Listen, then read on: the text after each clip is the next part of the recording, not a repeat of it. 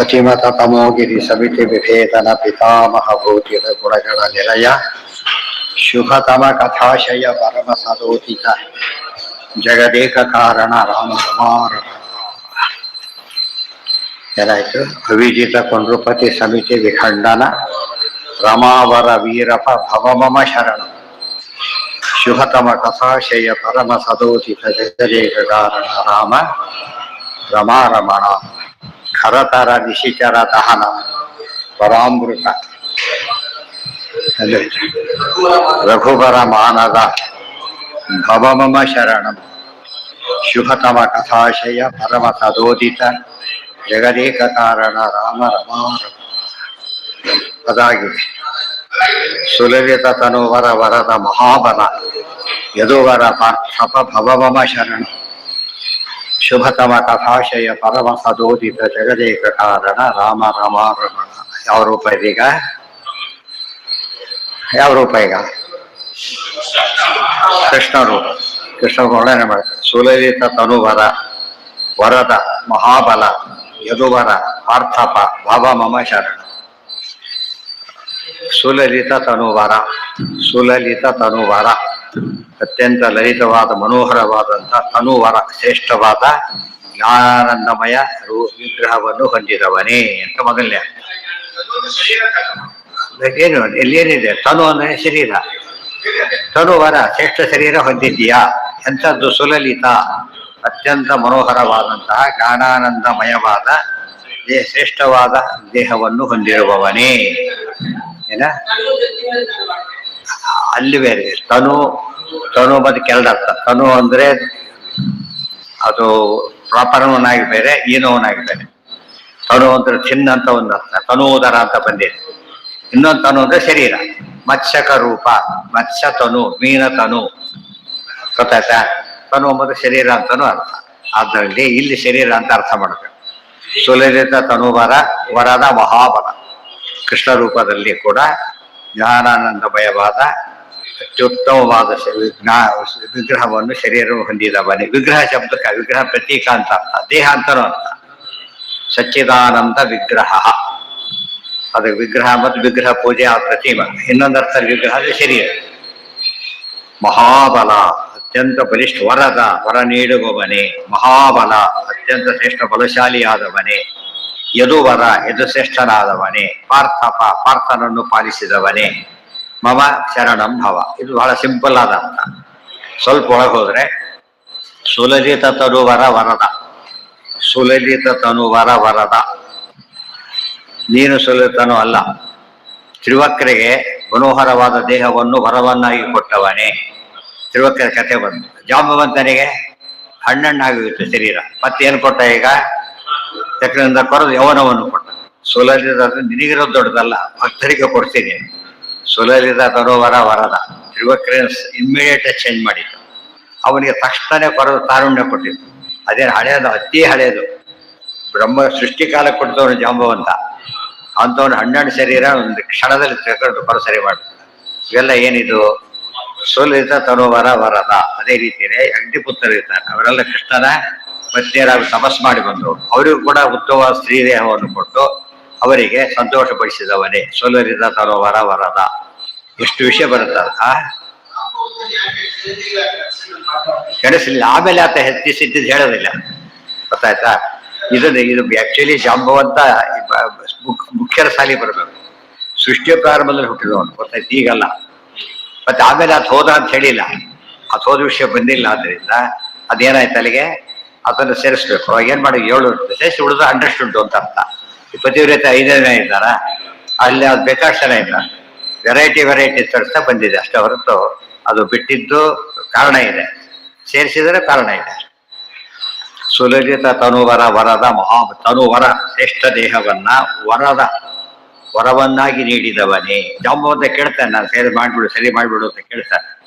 ತಡ್ಕೊಳಕ್ ಆಗ್ತಾ ಇಲ್ಲ, ಶುದ್ಧಾತ್ಮನ ಅಂತ ಹೇಳಿದ್ರೆ ಸರಿ ಮಾಡಿಕೊಡ್ತಾನೆ.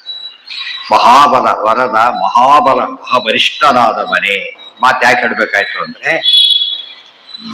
ಬಲರಾಮ ದೇವರು ಇರ್ತಾರೆ. ಬಲರಾಮ ದೊಡ್ಡವರು ಜನ ಏನ್ ತಿಳ್ಕೊಂಡ್ಬಿಡ್ತಾರೆ, ಬಲರಾಮ ಬಲದೇವ ಅಂತ ಹೆಸರು, ಫುಲ್ ಹೆಸರು ಬಲದೇವ. ಅದರ ಮಹಾಬಲ ಅವರಿಗೆಲ್ಲ ಮಹಾತ್ ಅಂದ್ರೆ ಬ್ರಹ್ಮವಾಯುಗಳು ಅವರಿಗೂ ಬಲ ನೀಡುವವನೇ ಅಂದ್ರೆ ಇವರು ಸೇರಿಸಿದವರು ಕಡಿಮೆ ಆಗೋಣ. ಮಹಾಬಲ ಮಹತ್ ಬಲಂ ಯಸ್ಮಾತ್ ಸಹ ಬಾಲ ಮಹಾಬಲ ತಸ್ಯ ಸಂಬುದ್ಧಿ ಮಹಾಬಲ ಅಂತ ಇದೆ. ಮಹಾಬಲ ಮಹಾಬಲಿಷ್ಠರಿಗೂ ಬಲ ನೀಡುವವನೇ. ಯದುವರ ಅದಕ್ಕೆಲ್ಲ ತುಂಬಾ ದೃಷ್ಟಾಂತ ಬೇಕಾಗಿ ಸಿಗ್ತವೆ, ಕೃಷ್ಣಾವತಾರದಲ್ಲೇ ಸಿಗ್ತವೆ. ಈಗ ಸಾಲ್ವ ಯುದ್ಧಕ್ಕೆ ಬಂದ ಕೃಷ್ಣ ಇನ್ನು ಅಲ್ಲಿದ್ದಾನೆ ಹಚ್ಚನಾಪುರದಲ್ಲಿ. ಅದೇ ಟೈಮ್ ಯೋಚನೆ ಮಾಡ್ದ ಕೃಷ್ಣ ಇಲ್ಲ ಈಗ ಹೊಡಿಬಹುದು ಬಂದ ಅಂತ ಹೇಳಿಬಿಟ್ಟು ಬಂದ ಸಾಲ್ವ. ಹಾಗೆಲ್ಲ ಯುದ್ಧ ನಡೀತು. ಅವ್ರಿಗೆಲ್ಲ ಆಗ್ತಾ ಇಲ್ಲ, ಸಾಲ್ವನಿಗೆ ವರ ಇದೆ, ಜೊತೆಗೆ ಚಿತ್ರ ವಿಚಿತ್ರ ಮೂವಿಂಗ್ ಸಿಟಿ ಅವರು ಅದ್ಮೇಲೆ ಏರ್ ಅಟ್ಯಾಕ್ ಮಾಡ್ತಾ ಇದ್ದಾರೆ. ಆ ಸಮಯಕ್ಕೆ ಪ್ರತಿಯೊಮ್ಮೆ ನನಗೆ ಭಾರಿ ಸಿಟ್ಟು ಬರ್ತದೆ. ಏನು ಮಾಡಬೇಕು ಅಂತ ಯೋಚನೆ ಮಾಡ್ದ. ಕೃಷ್ಣ ಒಂದು ಬಾಣ ಕೊಟ್ಟಿರ್ತಾನೆ, ಗೊತ್ತಾಯ್ತಾ, ಆಪತ್ಕಾಲಕ್ಕೆ ಉಪಯೋಗಿಸೋದು ಕೊಟ್ಟಿರ್ತಾನೆ. ಆ ಬಾಣ ತಗೊಳಕ್ ಹೋಗ್ತಾನೆ, ತಕ್ಷಣನೇ ಸೂಚನೆ ಆಗ್ತದೆ, ಉಪಯೋಗಿಸ್ಬೇಡ, ನಿನ್ನ ಪೆಟ್ಟಿಗೆ ಅವನು ಸಾಯೋದಿಲ್ಲ. ಯಾಕೆ ಅದು ವರ ಇದೆ. ಆದ್ರೆ ಬಾಣ ಅಮೋಘ, ವೇಸ್ಟ್ ಆಗಬಾರ್ದು. ಅಥವಾ ಸತ್ತು ಬಿಟ್ರೆ ಆ ವರ ವೇಸ್ಟ್, ಇಲ್ಲದವ್ರು ಇದು ವೇಸ್ಟ್, ಎರಡೂ ಅಮೋಘ. ಅದರಿಂದ ಯೋಚನೆ ಮಾಡಬೇಡ. ಮತ್ತೆ ನನಗೆ ಪ್ರಾಬ್ಲಮ್ ಇದೆ, ಏನ್ ಮಾಡಿ ಅಂತ ಕೇಳಿದ್ರೆ ಯೋಚನೆ ಮಾಡಬೇಡ, ಸರಿ ಮಾಡ್ತೇನೆ, ಸರಿ ಅಂತ ಯೋಚನೆ ಮಾಡಬೇಡ, ಏನು ಯೋಚನೆ ಮಾಡಬೇಡ ಅಂತ ಹೇಳಿದ್ರೆ ಸುಮ್ಮನೆ ಇರು. ಸಾಲ್ವನಿಗೆ ಪ್ರಚೋದನೆ, ಈ ಹುಡುಗನ ಮೇಲೆ ಏನು ಯುದ್ಧ ಮಾಡ್ತೀಯ, ಹೋ ವಾಪಸ್ ಅವನಿಗೆ ಚೇಚೆ ಹೋದಲ್ಲಿ ಅತ್ತೆ ಕೆಲಸ ಮಾಡಿಬಿಟ್ಟು ಅಂತ ಮಾಡೋದು. ಇದು ಗೆದ್ರೆ ಕಡಿಯಿಟ್ಟಿಲ್ಲ, ಈ ಟೀಮಲ್ಲಿ ಗೆದ್ರೂ ಉಪಯೋಗ ಇಲ್ಲ, ಸೋತ್ರ ಬರೆಯಾದೇ ಹೋಗ್ತದೆ. ಆದ್ರಿಂದ ಹೀಗೆ ಬಾಲ ಕಲಹ ಇರುತ್ತೆ, ಕಿಮ್ಮೆ ಹೋಗ್ಬಿಡ್ತಾರೆ. ಅಲ್ಲಿ ಬುದ್ಧಿ ಶಿವಯೋನ ಪ್ರಚೋದಯ ಅಂದ್ರೆ ಬಲವನ್ನ ಬಾಣದಿಂದ ಕೊಟ್ಟ, ಅವನು ಗಾಯವಂತೆ ನೋಡ್ಕೊಂಡ. ಮಹಾಬಲಿಷ್ಠರನ್ನ ಅಬಲ ಬಲಹೀನ ಮಾಡಿ ಕಳಿಸ್ಬಿಡ್ತಾನೆ. ಅಬಲ ಬಿಡಿಸಕ್ ಬರ್ತದೆ, ಬಲ ಬಿಡಿಸಕ್ಕೂ ಬರ್ತದೆ. ಸಂಸ್ಕೃತದಲ್ಲಿರೋ ಸ್ವಾರಸ್ಯ. ಮಹಾಬಲ ಯದುವರ ಯದುವರ ಯದು ಶ್ರೇಷ್ಠನೇ.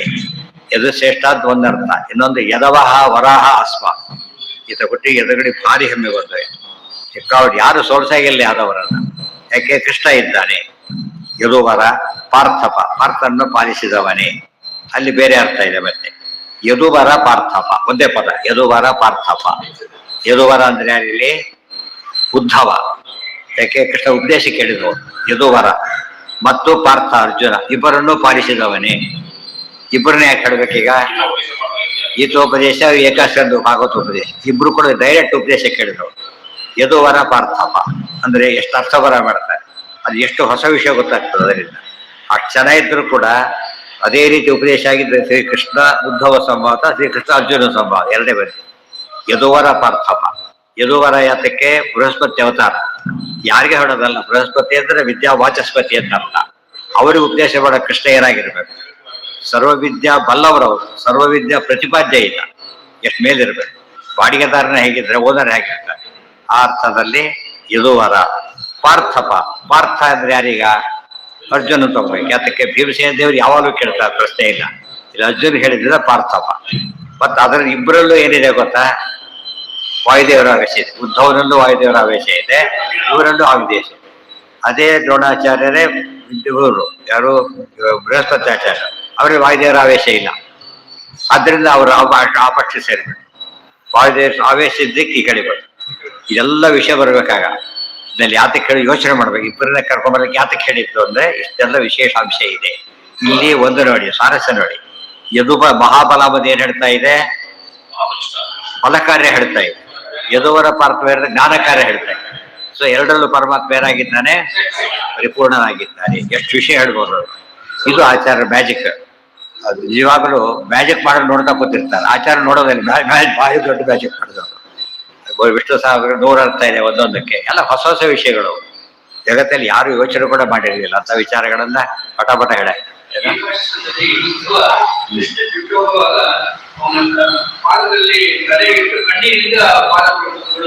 ಯಾರು ಅದು ಸಣ್ಣ ವಿಷಯ, ದೇವರ ಮಾಡೋದು ಸಣ್ಣ ವಿಷಯ. ಉಪದೇಶ ಕೇಳಿದ್ದೆಲ್ಲ ಭಾರಿ ಉಪದೇಶ ಕೇಳಿ, ಕೃಷ್ಣ ಉಪದೇಶ ಕೇಳೋದು ಬಿಟ್ಟಿರೋದಕ್ಕೆ ಸಾಧ್ಯ ಇಲ್ಲ. ಕೃಷ್ಣ ಹೋಗು ಅಂತ ಹೇಳ್ತಾ ಇದ್ದಾನೆ, ಗೋಪುಗಾಸ್ತ್ರಿಗೂ ಹಾಗೆ ಹೋಗಿ ಅಂತ ಹೇಳ್ತಾ ಇದ್ದಾನೆ, ಅವ್ರು ಹೋಗ್ತಾ ಇಲ್ಲ. ಕೊನೆಗೆ ಉಪದೇಶ ಮಾಡಿ ಕಳಿಸ್ಬೇಕು. ಯದುವರ ಪಾರ್ಥಪ ಭವಮಮ ಶರಣಂ ಎಷ್ಟು ಹೇಳಿ,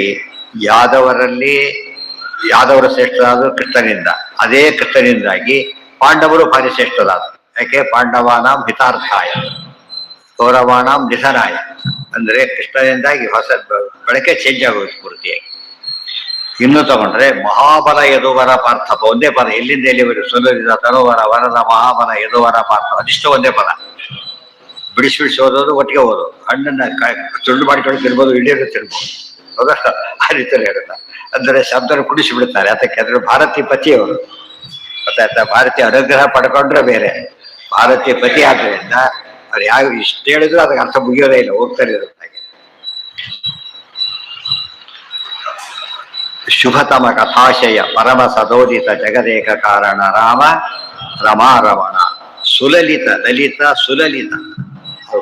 ತಿರುವಕೋಟ ದೇಹ ಸಾಮಾನ್ಯ ದೇಹ ಅಲ್ಲ, ತ್ರಿಪುರ ಸುಂದರಿ ಅವಳು. ಅಸಹ್ಯವಾಗಿ ಕಾಣ್ತಾ ಇದ್ದವಳು ಏನಾಗ್ಬಿಟ್ಲ ಅವಳೀಗ? ಅತ್ಯಂತ. ಮತ್ತೆ ಅದೇನು ಮೇಕಪ್ದಲ್ಲ, ಸುಲಲಿತ ನ್ಯಾಚುರಲ್ಲೇ ಬರ್ಬೇಕು ಅವಳಿಗೆ. ಮತ್ತೆ ಮೇಕಪ್ ಆರಾಮ ಹೋಗ್ಬಿಡು ಸ್ವಲ್ಪತ್ತಿಗೆ, ಅದು ಹೋಗ್ಬಾರ್ದು ಅಂತ ದೇಹ ಕೊಟ್ಟು ಇದು ಮಾಡ್ತಾನಲ್ಲ. ಸುಲಲಿತ ತನುವರ ವರದ ಮಹಾಬಲ. ಇದಕ್ಕೆ ಅರ್ಥ ಬರ್ತದೆ. ತನು ಮನೆಗಳು ತಾದರಿ ಪರುಂಟೇನ ಲೋಕದೋಳು ಹರಿಕಥಾನುಸಾರದಲ್ಲಿ ಹೇಳ್ತಾರೆ. ಜನಪ ಮೆಚ್ಚಿದ ರೀವ ಧನ ವಾಹನ ವಿಭೂಷಣ ವಸನ ಭೂಮಿಯ ತನು ಮನೆಗಡಿತ್ತಾದರಿ ಪರುಂಟೇನ ಲೋಕದೋಳು ಅಂತ ಕೇಳ್ತಾರೆ. ನಾವು ತುಂಬ ಬೇಕಾದ ಒಂದೇ ಸೂಟಕ್ಕೆ ಬನ್ನಿ ಹಾಗೆಲ್ಲ ಕರಿಬೋದೇ ಹೊರತು ಏನು ಕರಿ ಇರೋ ಮನೇಲಿ ಎದ್ದು ಬಿಡಿ ಅಂತ ಕರೆಯಕ್ಕಾಗತ್ತಾ? ನಮ್ಮ ಮೇಲೆ ಓಡಾಡ್ಕೊಂಡು ಅಂತ ಹೇಳಕ್ಕಾಗತ್ತಾ? ದೇವ್ರು ಎರಡೂ ಮಾಡ್ತಾನೆ.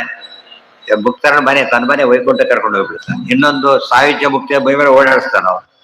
ಅಷ್ಟು ಅನುಕೂಲ ಮಾಡಿಕೊಡ್ತ. ಇಲ್ಲೇನೆ ಏನ್ ಮಾಡ್ದ? ತನುವನ್ನು ಕೊಟ್ಟ, ಒಳ್ಳೆ ದೇಹವನ್ನು ಕೊಟ್ಟ.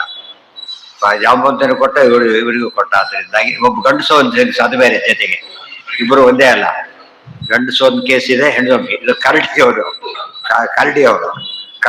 ಕರಡಿ ಮಾಡಲಿಲ್ಲ, ಯೌವನ ಕೊಟ್ಟು ಅತ್ಯಂತ ಆಕರ್ಷಕ ವ್ಯಕ್ತಿಯನ್ನು ಮಾಡ್ತಾರೆ. ಇವಳು ಮೂಲತಃ ಅಪ್ಸರೆ. ಇವಳು ಯಾರು ಗೊತ್ತಾವಳೆ ಮೂಲತಃ? ಯಾರವಳು? ಯಾರು ಉರ್ವಶಿದ ಅಲ್ಲ ಯಾರು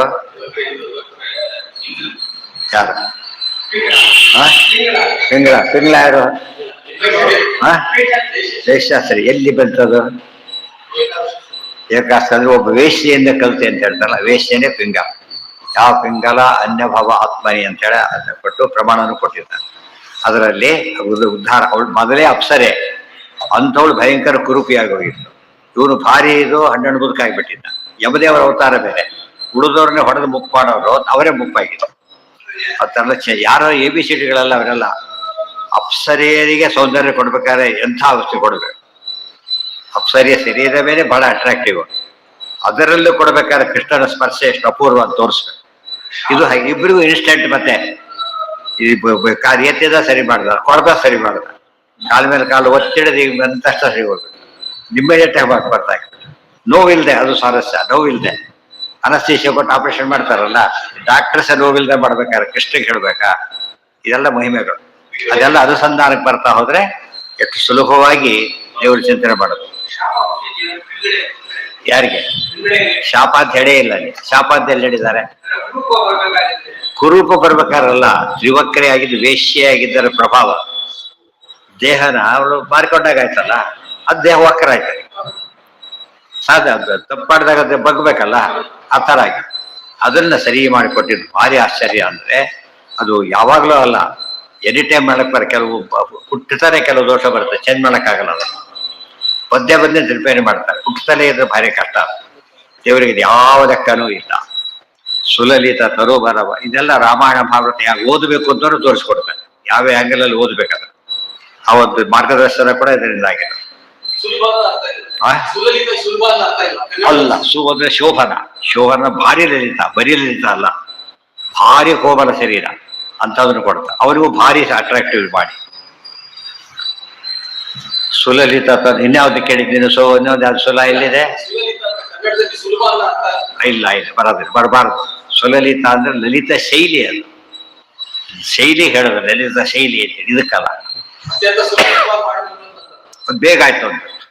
ಕನ್ನಡದಲ್ಲಿ ಬಹಳ ವಿಚಿತ್ರ. ಅವಸರ ಶಬ್ದ ಬೇರೆ ಅರ್ಥ ಉಪಯೋಗಿಸ್ತಾರಲ್ಲ, ಹಾಗೆ ಮುಖ್ಯ ಅರ್ಥ ಅಲ್ಲ. ವರದ ಮಹಾಬಲ ಇರುವರ ಪಾರ್ಥಪ ಭವಭವ ಶರಣ. ಅಲ್ಲಿ ಮಹಾಬಲ ಅಲ್ಲೇ ಬರ್ಬೇಕು. ಯಾರು ಇಷ್ಟೊತ್ತು ಹೊಡೆದು ಹಣ್ಣುಗಾಯಿ ಮಜುಮಾಯಿ ಮಾಡಿದ್ರು. ಒಂದ್ ಕಡೆಗೆ ಹಳೆಯ ದೇಹ, ಸಿಕ್ಕಾಬಟ್ಟೆ ಬೇರೆ ಬರ ಹೊಡೆದಾಕಿದ್ದ, ಅದೆಲ್ಲ ಸರಿ ಹೋಗಿದ್ರಿಂದ ಅಂತ ವ್ಯಕ್ತಿ ನೀನು ಯದುವರ ಪಾರ್ಥಪ ಭವಮ ಶರಣ. ಯದುಗಳಿಗೆ ವರ ಕೊಟ್ಟವು. ಏನಂತ? ಇವು ಯಾರಿಂದಲೂ ಸೋಲು ಬರದೇ ಇರಲಿ. ಇಷ್ಟರ ಮಟ್ಟಿಗೆ ಶ್ಲೋಕ ಅರ್ಥ ಬರ್ತಾ ಹೋಗು. ಪಾರ್ಥಪ ಭವಮಮ ಶರಣ. ಯದುವರನನ್ನ ಪಾರ್ಥನನ್ನ ಪಾಲಿಸಿದವನು.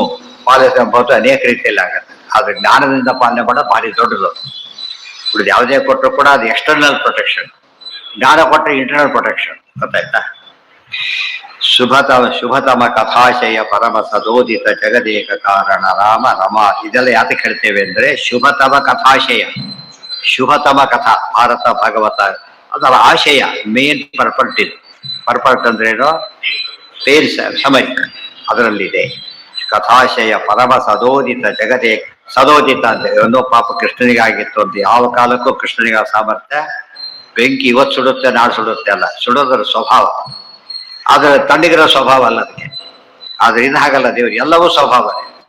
ವಿರುದ್ಧ ಧರ್ಮಗಳಿಗೂ ಸ್ವಭಾವ ಪರಮಾತ್ಮ. ಇದು ದೇವರ ಮಹಿಮೆ ಆದಾಗ ಗುಣಚಿಂತನೆ ಮತ್ತು ಏಕಕಾಲಕ್ಕೆ ವಿರುದ್ಧ ಧರ್ಮವನ್ನು ಹೊಂದಿರಬೇಕು. ಎರಡನ್ನು ನಡೆದಂತೆ ಆಯ್ತು. ಜಗದೇಕ ಕಾರಣ ರಾಮ ರಮಾ ರಮಣ. ತ್ಯಜಿಸುತ ಮೋಹನ ವಿಮಲ ವಿಬೋಧನ ಪರಗುಣ ಬುದ್ಧ ಹೇ ಭವಮಮ ಶರಣಂ. ಶುಭತಮ ಕಥಾಶಯ ಪರಮ ಸದೋದಿತ ಜಗದೇಕ ಕಾರಣ ರಾಮ ರಮಾ ರಮಣ. ಬುದ್ಧ ಅವತಾರ ಹೇಳಿದ್ರು. ಹಿಂದೆ ಹೇಳಿದ್ರಾಗ್ಲೇ ಏನಂತ? ಏನಂತ? ಬುದ್ಧ ಸ್ವರೂಪ ಏನಂತ ಹೇಳಿದ್ರು? ದೈತ್ಯ ವಿಮೋಹನ. ದೈತ್ಯರಿಗೆ ಮೋಹನ ಮಾಡೋದು, ಸುರರಿಗೆ ಜ್ಞಾನ ಕೊಡೋದು. ಅದನ್ನ ಇಲ್ಲಿ ಎಕ್ಸ್ಪ್ಲೇನ್ ಮಾಡ್ತಾರೆ. ತಿಥಿಸುತ ಮೋಹನ ವಿಮಲ ವಿಬೋಧನ. ಯಾರಿಗೋ ಮೋಹನ ಅಲ್ಲ, ತಿಥಿಸುತ ಮೋಹನ. ದೈತ್ಯರಿಗೆ ಮೋಹನ ಮಾಡೋದು ಗುಣ. ದೇವತೆಗಳಿಗೆ ಮೋಹನ ಮಾಡಬಾರ್ದು. ಯಾರಿಗೆ ಮಾಡಬೇಕು? ಕೆಟ್ಟವರಿಗೆ ಮೋಹ ಮಾಡಬೇಕು. ಆದ್ದರಿಂದ ತಿಥಿಸುತ ಮೋಹನ ವಿಮಲ ವಿಬೋಧನ. ಹೇ ವಿಮಲ ವಿಬೋಧನ ಅಥವಾ ಹೇ ವಿಮಲ ವಿಬೋಧನ. ವಿಮಲರಿಗೆ ಅಂದರೆ ನಿರ್ಮಲನಾದವನೇ, ದೋಷರಹಿತನಾದವನೇ. ವಿಬೋಧನ ವಿಶಿಷ್ಟವಾದ ಬೋಧನ, ವಿರುದ್ಧವಾದ ಬೋಧನ. ಏನ್ ವಿರುದ್ಧ ಬೋಧನ?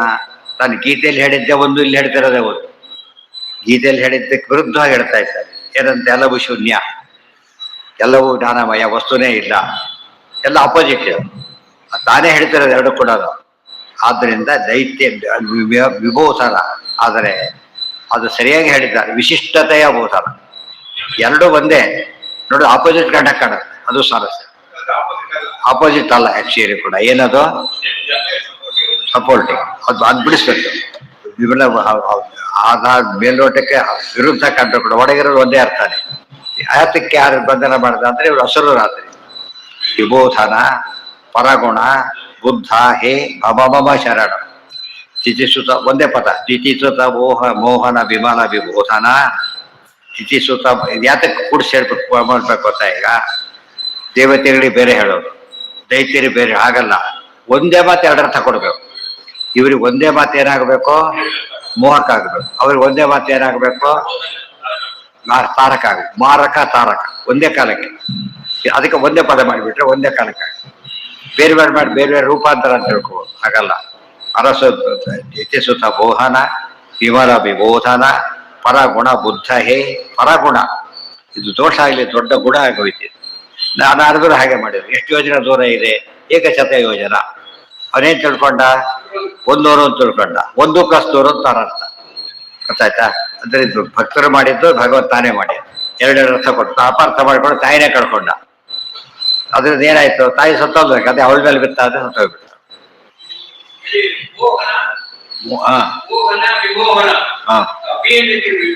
ಅದು ಇಷ್ಟ ಹೇಳಿಲ್ಲ. ವಿಶೇಷತೆಯ ಮೋಹನ ವಿರುದ್ಧತೆಯ. ವಿಶೇಷವಾದ ಮೋಹನ ಎಂಬ ಸಾಮಾನ್ಯ ಮೋಹನ ಅಲ್ಲ. ಅಲ್ಲೇನ್ ಮಾಡಿದ? ಮೋಹಿನಿ ವೇಷದಿಂದ ಮೋಹ ಮಾಡದ. ಅರ್ಥ ಆಯ್ತಾ? ಮೋಹಿನಿ ವೇಷದಿಂದ ಮೋಹ ಮಾಡದ. ಇಲ್ಲಿ ಮೋಹಕ ಪದಗಳಿಂದ ಮೋಹ ಮಾಡದ. ಹೋದ ಪದ ಅಂತ ಸ್ವರೂಪ ಮೋಹಕ. ಅಂದ್ರೆ ಪದಗಳು ಆಕೃತಿನೂ ಮೋಹಕ, ಕೃತಿಗಳು ಮೋಹಕ. ಮೋಹಿನಿ ಆಕೃತಿ. ಈ ಗ್ರಂಥ ಕೃತಿ. ಕೃತಿ ಆಕೃತಿ ಎರಡನ್ನೂ ಕೂಡ ಅವ್ರ ಯೋಗ್ಯತೆ ತಕ್ಕಂತೆ ಎರಡು ರೀತಿಯೂ ಮೋಹ ಮಾಡ್ತಾನೆ. ಇದು ವಿಶೇಷ. ಆದ್ರಿಂದ ವಿಮಾನ ಅದೇ ವಿಶೇಷವಾಗಿ ಮೋಹನ ಮಾಡೋದು. ವಿಶೇಷವಾಗಿ ಮೋಹನ. ದಿತಿಸುತ ಮೋಹನ ವಿಮಾನ ವಿಭೋ. ಹೇ ವಿಮಾನ, ಇಷ್ಟಾದ್ರೂ ದೇವರಿಗೆ ದೋಷ ಉಂಟು. ಸುಳ್ಳು ಹೇಳಿದ ಪಾಪ ಬರ್ಬೇಕಾಗ ಬರ್ಲಿಲ್ಲ. ಯಾತಕ್ಕೆ? ಯೋಗ್ಯರಿಗೆ ಸುಳ್ಳು ಹೇಳಿದ್ರೆ ಅದು ಪಾಪ, ಅಯೋಗ್ಯರಿಗೆ ಹೇಳಿದ್ರೆ ಅಲ್ಲ. ಮತ್ತು ಸುಳ್ಳು ಅಲ್ಲವೇ ಅಲ್ಲ. ಎರಡು ಅರ್ಥ ಅವ್ರ ಅರ್ಥ ಮಾಡ್ಕೊಂಡಿದ್ರು. ನಾನು ಸುಳ್ಳೇನು ಹೇಳಿಲ್ಲ. ಏಕಶತ ಅವ್ರು ಕೇಳ್ಬೇಕಾಗಿತ್ತು. ಏನಂತ? ಎರಡು ಅರ್ಥ ಆಗ್ತದೆ ಇದಕ್ಕೆ. ಏಕ ಪ್ಲಸ್ ಶತನೋ ಒಂದು ಶತನೋ ಅಂತ ಕೇಳ್ಬೇಕಾಗಿತ್ತು, ಕೇಳಲಿಲ್ಲ. ಏನ್ ತಿಳ್ಕೊಳ್ಳೋ ನನ್ಗೆ ಅಷ್ಟು ಗೊತ್ತಾಗೋದಿಲ್ವಾ ಅಂತ. ಗೊತ್ತಾಯ್ತಲ್ಲ, ತಾಯಿ ಕಾಡುಗಳು ಗೊತ್ತಾಯ್ತು. ಈ ಅಹಂಕಾರ ಸೋಲಿಸ್ಬಿಡ್ತದೆ. ಅಷ್ಟು ಕೇಳಿದವ್ರಿಗೆ ಅದನ್ನು ಕೇಳ್ಬೇಕು, ಕ್ಲಾರಿಫಿಕೇಟ್ ಮಾಡ್ಕೋಬಾರ್ದಾ? ಮಾಡ್ಕೊಳ್ಳಿಲ್ಲ, ಯಾಕೆಂದ್ರೆ ತಾನು ಬುದ್ಧಿ ಉಪಯೋಗಿಸಿದ. ವೇದ ಒಪ್ತೇನೆ, ಹಾಗಿದ್ರೆ ತತ್ವಮಸಿ ಇದೆ. ಈಗ ವೇದದಲ್ಲಿ ಒಂದೇ ಸರಿ ಎಷ್ಟಕ್ಕೆ ಬಂದಿದೆ. ವೇದ ಹೇಳೇಬಿಟ್ಟು ವಾಸುಪುರಾಣ ಸವಿತ ಯುದ್ಧ ಇದೆ, ಜೊತೆನೇ ಇದೆ. ಹಾಗೆ ಇದು ಸರಿ ಕೇಳಬಾರ್ದಾದ್ರೆ ಇಲ್ಲ. ಇದನ್ನ ಮೇನ್ ಮಾಡೋದು ಕೈ ಬಿಟ್ಟು. ಈಗೆಲ್ಲ ಒಂದು ಸ್ಟೇಜಲ್ಲಿ ಏನ್ ಅಹಂಕಾರ ಪಡ್ತಾರೆ. ನನಗೆ ಗೊತ್ತಾಯ್ತು, ಹಿರಣ್ಯಕಶಿಪವನ್ನು ನರಸಿಂಹದೇವರು ಒಂದ್ಸತಿ ಬಿಟ್ಬಿಡ್ತಾರೆ, ಸೋಲಿಸ್ಬಿಟ್ಟು. ಆಗ ಬ್ರಹ್ಮದೇವರು ಹೋದ ಕೆಲಸ ಮಾಡಕ್ಕೆ ಶುರು ಮಾಡಿದೆ. ಎಷ್ಟು ಅಂದ್ರೆ ಅದು ಸಾಯದ ಅಂತ ಇಲ್ಲ, ನಾನು ಗೆದ್ದೆ ತಕ್ಷಣ ಹೊಡಿತಾರೆ. ಆ ಕಾಲಕ್ಕೆ ಭ್ರಮೆ ಹುಟ್ಟಿಸಿ ಹೊಡಿತಾರೆ. ಜನ ಯಾವಾಗ್ಲೂ ಹಾಗೇನೆ, ದೇವ್ರು ಎರಡೆರಡು ಸತ್ ಚಾನ್ಸ್ ಕೊಡ್ತಾರೆ ಎಲ್ಲರಿಗೂ ಕೂಡ. ನಾವೇನ್ ತಿಳ್ಕೊ, ದೇವ್ರ ದಯ ಅಂತ ತಿಳ್ಕೊಳೋದಿಲ್ಲ, ಐ ಆಮ್ ಗ್ರೇಟ್ ಅಂತ ತಿಳ್ಕೊಂಡ್ಬಿಡುತ್ತೆ. ಈಗ ಕರೆಕ್ಟ್ ಹೊಡಿಯೋದು, ಈಗ ಹುಲ್ಲು ಹೊಡಿತಾರೆ. ರಾವಣ ಒಂದ್ಸತಿ ಹೊಡೆಯೋದಿಲ್ಲ, ಸರಿಯಾಗಿ ಯೋಚನೆ ಮತ್ತೆ ಬಾ ಅಂತ ಕಳಿಸ್ತಾರೆ. ಯೋಚನೆ ಮಾಡುವ, ಫುಲ್ ಚಾನ್ಸ್ ಕೊಡ್ತಾರೆ. ಅವೇಲ್ ಮಾಡ್ಕೊಂಡವರೆಲ್ಲ ದೇವತೆಗಳು, ಅವೇಲ್ ಮಾಡ್ಕೊಂಡ್ರೆ ಅದರಲ್ಲೇ ಕಂಟಿನ್ಯೂ ಆದವರೆಲ್ಲ ದೈತ್ಯ, ಅಷ್ಟೇ ವ್ಯತ್ಯಾಸ. ತಿಥಿಸುತ ಬೋಹರ ವಿಮಲ ವಿಬೋಧನ ಪರಗುಣ ಹೇ ಪರ ಹೇ ಗುಣ ಹಾಗೂ ಹೇಳ್ಬೋದು. ಪರಗುಣನೂ ಆಗ್ಬೋದು. ಪರಾಹ ಗುಣಾಹ ಅಸ್ಮಾತ್ ಇನ್ನೊಂದರ್ಥ. ಗುಣರು ಅಂದ್ರೆ ಗೌಣರು, ಗೌಣರು ಬ್ರಹ್ಮಾದಿಗಳು ಅಂತ ಅರ್ಥ. ಅವರು ಕೂಡ ದೊಡ್ಡವರಾಗಕ್ಕೆ ಏನು ಕಾರಣ? ನಿನ್ನ ಅನುಗ್ರಹ ಕಾರಣ. ಶ್ರೀಗತ್ಕಟಾಕ್ಷ ಬಲವ ತ್ಯಜಿತಂ ನಮ, ಅದಿನ್ನೊಂದು ಅರ್ಥ. ಪರಗುಣ ಬುದ್ಧ ಹೇ ಭಮ ಮಮ ಶರಣ. ಶುಭತಮ ಕಥಾಶಯ. ಪರ ಪರ ಅನ್ನೋದಕ್ಕೆ ಅನೇಕ ಅರ್ಥ. ಪರ ಅಂದ್ರೆ ಪರ, ಪರ ಅಂದ್ರೆ ಶ್ರೇಷ್ಠ, ಪರ ಅಂದ್ರೆ ಶ್ರೇಷ್ಠ ಪರಕೀಯರು, ಬೇರೆಯವರು. ಪರ ಅಂದ್ರೆ ಶತ್ರು, ಅನೇಕ ಅರ್ಥಗಳು. ಇಲ್ಲಿ ಎಷ್ಟು ಅರ್ಥ ಮಾಡಿದ್ರು ತಗೊಳ್ಳೋ ಶಕ್ತಿ ಅದಕ್ಕಿದೆ. ಪರಗುಣ ಬುದ್ಧ ಹೇ ಭವಮಮ ಶರಣ. ಎಲ್ಲಾ ಅರ್ಥ ಮಾಡಿ ಇನ್ನೂ ಅರ್ಥ ಉಳ್ಕೊಂಡ್ಬಿಡೋದು. ದೇವರ ಅರ್ಥ ಪೂರ್ತಿ ಹೇಳೋದಕ್ಕೆ ಬರೋದಿಲ್ಲ ಅಂದ್ರೆ ಅಲ್ಲಿ ಸ್ಟಾಪ್ ಆಗ್ಬಿಡ. ಬುದ್ಧ ಹೇ, ಬುದ್ಧ ಬುದ್ಧ ಬುದ್ಧ ಅಂದ್ರೆ ಹೇಳಿ ಸದಾ ಬುದ್ಧ. ಬುದ್ಧ ಅಂದ್ರೆ ಎನ್ಲೈಟೆಂಡ್ ಅಂತ, ಎನ್ಲೈಟೆಂಡ್ ಸದಾ ಕಾಲ ಜ್ಞಾನಿಯಾದವನೇ. ಪರಗುಣ ಬುದ್ಧ ಹೇ ಭವಮಮ ಶರಣ. ಪೂರ್ಣ ಪ್ರಜ್ಞರು ಅಥವಾ ಸರ್ವಜ್ಞ. ನಾವು ಪೂರ್ಣ ಪ್ರಜ್ಞರಾದ್ರೂ ಕೂಡ ಸರ್ವಜ್ಞನಾದ ಭಗವಂತನಿಗೆ ಯಾವ ದೃಷ್ಟಿಯಿಂದ ನಾವೇನಲ್ಲ ಐಕ್ಯ ಸಮತೆಗಳು ದೂರ ಅಂತ ಹೇಳೋದಕ್ಕೋಸ್ಕರ ಹೇ ಪರಗುಣ ಬುದ್ಧ ಭವ ಮಮ ಶರಣ, ನನಗೆ ನೀನು ಆಸರೆಯಾಗು. ಶುಭತಮ ಕಥಾಶಯ ಪರಮ ಸದೋದಿತ ಜಗದೇಕ ಕಾರಣ ರಾಮ ರಮ ರಮಣ. ಅದನ್ನೆರಡು ಸೇರಿಸಾಗ ಅದು ಪ್ರಶಾಂತ ವಿದ್ಯಾರ್ಥಿ. ಬುದ್ಧ ಮತ ಮೋಹಕವಾದಾಗ ಅದು ಮೋಹಕ ವಿದ್ಯೆ. ಒಡೆಯ ಅರ್ಥ ತಗೊಂಡಾಗ ನೇರವಾದ ಉಪದೇಶ. ಏನು ವ್ಯತ್ಯಾಸನೇ ಇಲ್ಲ. ಇವೆಲ್ಲ ಶೂನ್ಯ ಹೌದು, ಇದೆಲ್ಲ ಅಸತ್ ಹೌದು, ಇದೆಲ್ಲ ಜ್ಞಾನರೂಪ ಹೌದು. ಕೊಡೆಗುಡಿಯ ಶೂನ್ಯ ಒಂದು, ಒಳಗಿನ ಅರ್ಥನೇ ಬೇರೆ. ಶಮೂನಂ ಕುರುತೆ ಯಸ್ಮಾತ್ ಶೂನ್ಯ ತಸ್ಮಾತ್ ಜನಾರ್ದನ ಎಲ್ಲ ಕೊಟ್ಟು ಮಾಡಿದ್ದಾರೆ. ದಿತಿಸುತ ಮೋಹನ. ನೆಕ್ಸ್ಟ್ ಕಲಿಮಲ ಹುತವ ಸುಭಗ ಮಹೋತ್ಸವ ಚರಣದ ಕಲ್ಕೀಶ ಹೇ ಭವ ಮಮ ಶರಣಂ. ಪರಮ ಸದೋದಿತ ಜಗದೇಕ ಕಾರಣ ರಾಮ ರಮಾರಮ.